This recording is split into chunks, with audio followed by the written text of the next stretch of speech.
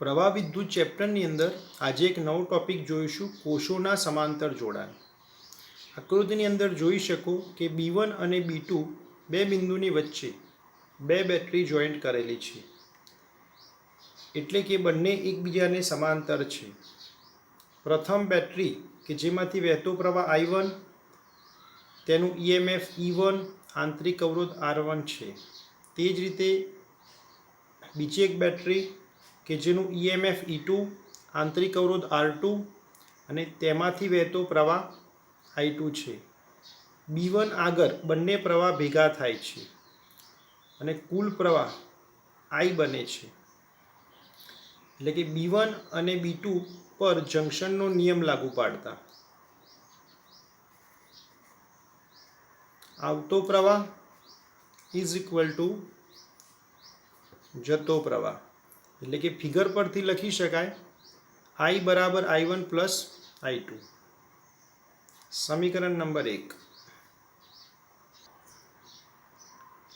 B1 અને B2 આગળના સ્થિતિમાન ધારો કે V ઓફ B1 અને V ઓફ B2. હવે પ્રથમ બેટરી માટે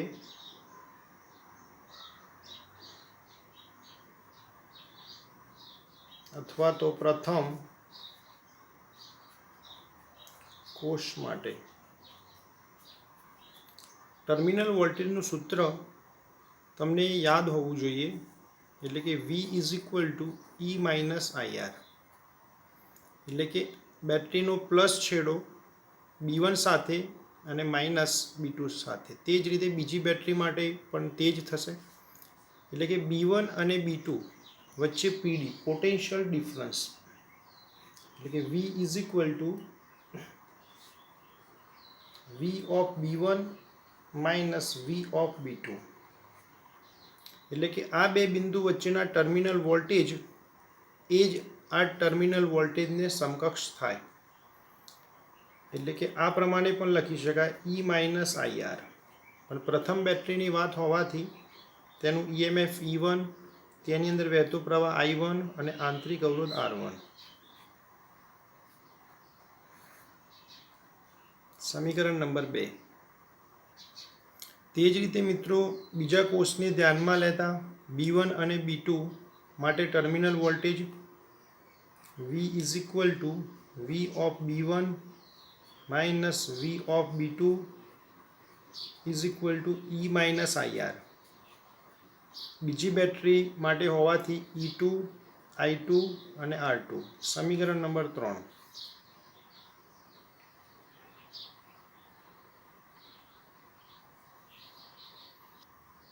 મિત્રો સમીકરણ 3ની અંદર V is equal two E2 minus I2 R2. આ પદ સામે જશે, V આ બાજુ આવશે એટલે માઇનસ થશે. I2 ને કરતા બનાવીશું. તે જ રીતે સમીકરણ 2 માટે પણ લખી શકાય I1 is equal to E1 minus V by R1. હવે I1 અને I2 ની કિંમત સમીકરણ 1ની અંદર મૂકીશું, એટલે કે સમીકરણ 1 પરથી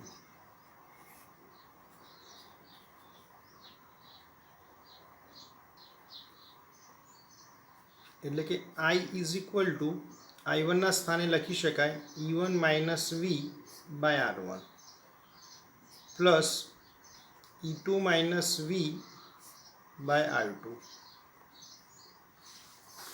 is equal to E1 by R1 minus V by R1 plus E2 by R2 minus V by R2.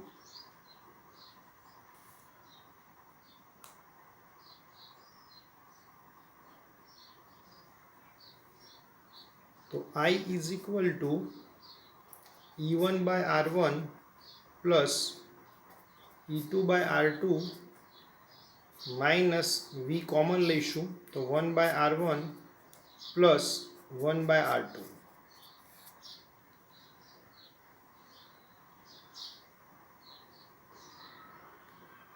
ચલો ક્રોસ ગુણાકાર કરતા E1 R2 plus E2 R1 by R1 R2 minus V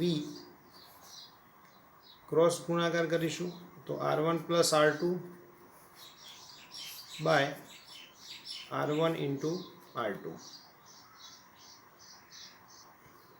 મિત્રો આ V વાળું પદ ડાબી બાજુ જશે, જેથી પ્લસ અને I પાછો જમણી બાજુ જશે, એટલે કે માઇનસ. માટે V કૌંસની અંદર R1 plus R2 by R1 into R2 is equal to E1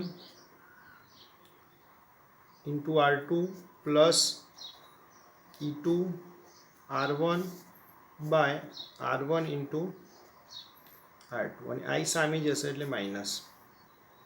આની અંદર વીને કરતાં બનાવીશું એટલે આ પદ સામે ગુણાશે અને આ પદ છેદમાં જશે, એટલે કે V is equal to E1 R2 plus E2 R1 by R1 into R2. R1 into R2 by R1 plus R2. R1 into R2 by R1 into R2 એ કેન્સલ થશે. Minus I R1 R2 by R1 plus R2. V is equal to E1 R2 plus E2 R1 by R1 plus R2 minus I R1 R2 by R1 plus R2.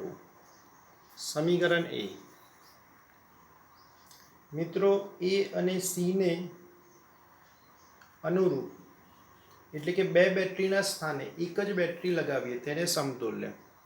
તો કંઈક આ પ્રમાણે વિચારી શકાય કે A અને C જેનું EMF equivalent અને આંતરિક અવરોધ R ઇક્વિવેલન્ટ અને અંદરથી વહેતો પ્રવાહ I.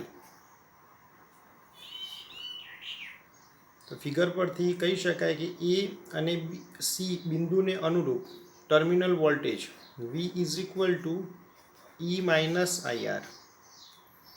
પણ બે બેટરીના સ્થાને એક બેટરી લગાવી અને જેનું સમતુલ્ય EMF ધારી લેવાનું E ઇક્વિવેલન્ટ અને તે જ રીતે આંતરિક અવરોધ R ઇક્વિવેલન્ટ. સમીકરણ નંબર B. તો A અને B ને કમ્પેર કરતા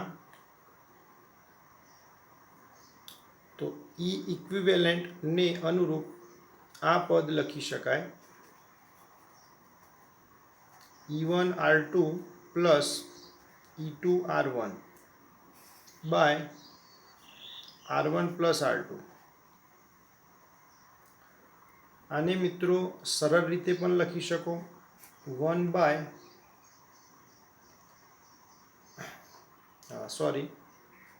E equivalent by R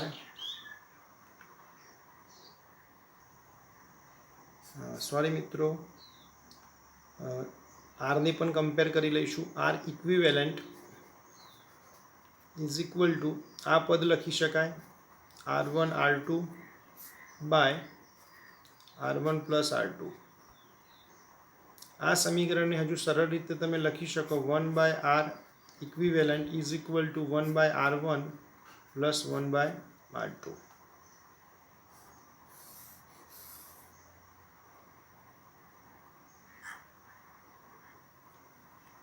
મિત્રો આ સમીકરણ અને આ સમીકરણનો જો ગુણોત્તર લેવામાં આવે તો E equivalent by R equivalent.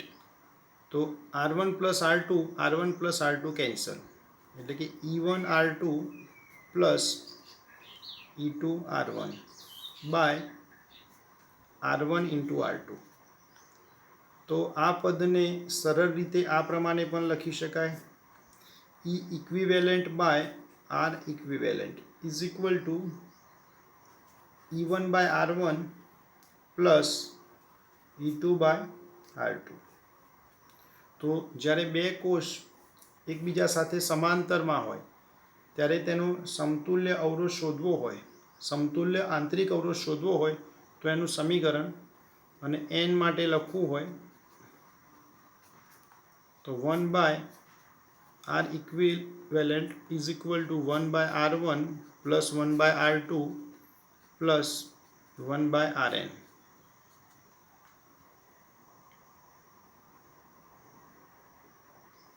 તે જ રીતે મિત્રો આ સમીકરણને પણ n કોષો માટે લખી શકાય. E equivalent by r equivalent is equal to E1/r1 plus E2/r2 plus dot dot plus En/rn.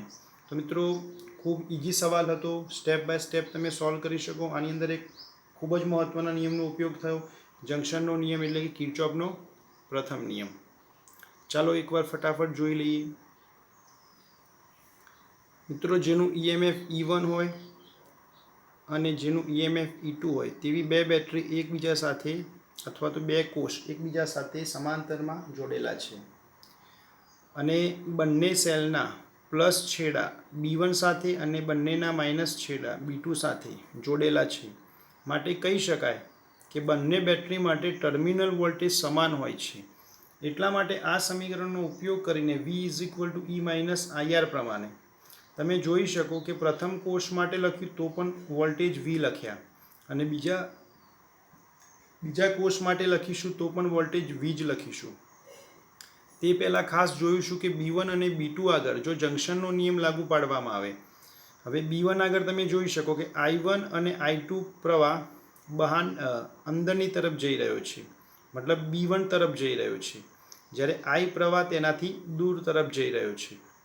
તે જ રીતે B2 આગળ જોઈ શકાય કે I પ્રવાહ B2 તરફ આવી રહ્યો છે, જ્યારે B2 થી I2 અને I1 પ્રવાહ દૂર જઈ રહ્યો છે. એટલે કે તમે ચાહે B1 આગળ કે ચાહે B2 આગળ જંક્શનનો નિયમ લગાવશો તો I બરાબર I1 પ્લસ I2. તો આ સવાલને સોલ્વ કરવા માટે મૂળભૂત સમીકરણ તો આ જ રહેશે, I બરાબર I1 પ્લસ I2. અને એક બીજું સમીકરણ V is equal two E minus IR terminal વોલ્ટેજનું સૂત્ર. તો B1 અને B2 ને અનુરૂપ વોલ્ટેજ કેટલા? V.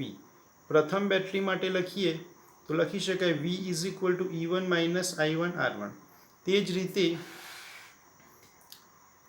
બીજા કોષને ધ્યાનમાં લેતા તો V is equal two E2 minus I2 R2. આની અંદરથી I2 ને કરતા બનાવીશું. તે જ રીતે સમીકરણ 1 ની અંદરથી I1 ને કરતા બનાવીશું. I1 અને I2 ની કિંમત સમીકરણ 1 માં મૂકતા I બરાબર E1 minus V by R1 plus E2 minus V by R2. પછી આને આ પ્રમાણે પણ લખી શકાય E1 by R1 minus V by R1 plus E2 by R2 minus V by R2. મિત્રો E1 અને E2 વાળા પદને નજીક લખીશું. તે જ રીતે જે પદમાં V હોય એટલે કે માઇનસ V હોય તેને કોમન લઈશું. ત્યારબાદ આ પદમાં લસા લઈશું. ત્યારબાદ આની અંદર પણ ક્રોસ ગુણાકાર કરીશું. માઇનસ V વાળું પદ ડાબી તરફ જશે અને I સામે જશે એટલે માઇનસ, અને આ R1 R2 સામે ગુણાશે અને R1 પ્લસ R2 છેદમાં જશે. તો તે રીતે જોઈશું તો R1 R2 અને છેદમાં R1 R2 કેન્સલ, એટલે કે સમીકરણ A. ટૂંકમાં V ને કરતા બનાવીશું. હવે ફિગરની અંદર જોઈ લીધું કે બે બેટરીના સ્થાને એક બેટરી લગાવીએ એટલે કે સમતુલ્ય A અને C વચ્ચે જે બે બેટરી હતી એના સ્થાને જો એક જ બેટરી લગાવવામાં આવે એટલે કે જે કામ બે બેટરી કરે એ જ કામ હવે એક બેટરી કરશે. એટલે કે E ઇક્વિવેલન્ટ, એનો આંતરિક અવરોધ R ઇક્વિવેલન્ટ અને એની અંદરથી વહેતો પ્રવાહ I. તો આ ફિગર પ્રમાણે ટર્મિનલ વોલ્ટેજનું સૂત્ર લખાય V is equal two E equivalent minus I R equivalent. સમીકરણ B. A અને B ને કમ્પેર કરતા તો આને બરાબર આ પદ લખી શકાય અને આંતરિક અવરોધ માટે આ પદ લખી શકાય. માટે એક સમતુલ્ય EMFનું સૂત્ર. IMP પ્રશ્ન રહેશે મિત્રો, પરીક્ષામાં પૂછાઈ શકે. કોષોના સમાંતર જોડાણ માટે સમતુલ્ય EMFનું સૂત્ર મેળવો. તો આ મેળવીશું અને સમતુલ્ય આંતરિક અવરોધનું સૂત્ર મેળવો તો આ મેળવીશું. પછી આની જગ્યાએ તમે આ પણ લખી શકો, કારણ કે આનો ક્રોસ ગુણાકાર કરશો એટલે પાછું આ પદ બની જશે. અને n કોષો માટે લખવું હોય તો પછી આ પ્રમાણે લખી શકાય. બીજી એક બાબત કે E ઇક્વિવેલન્ટ અને R ઇક્વિવેલન્ટ એ બંનેનો ગુણોત્તર લેવામાં આવે તો R1 + R2 R1 + R2 વાળું પદ નીકળી જશે, જે આ પ્રમાણે થશે. આ પ્રમાણે લખીશું. અને આને આ પ્રમાણે પણ લખી શકાય, કારણ કે આનો ક્રોસ ગુણાકાર કરીશું એટલે પાછું આ પદ આવી જશે. એટલે કે તમે આ બે ઇક્વેશનો યાદ કરી શકો, 1/R ઇક્વિવેલન્ટ, જેથી સરળતાથી યાદ રહે. તે જ રીતે આ સમીકરણ E1/R1 +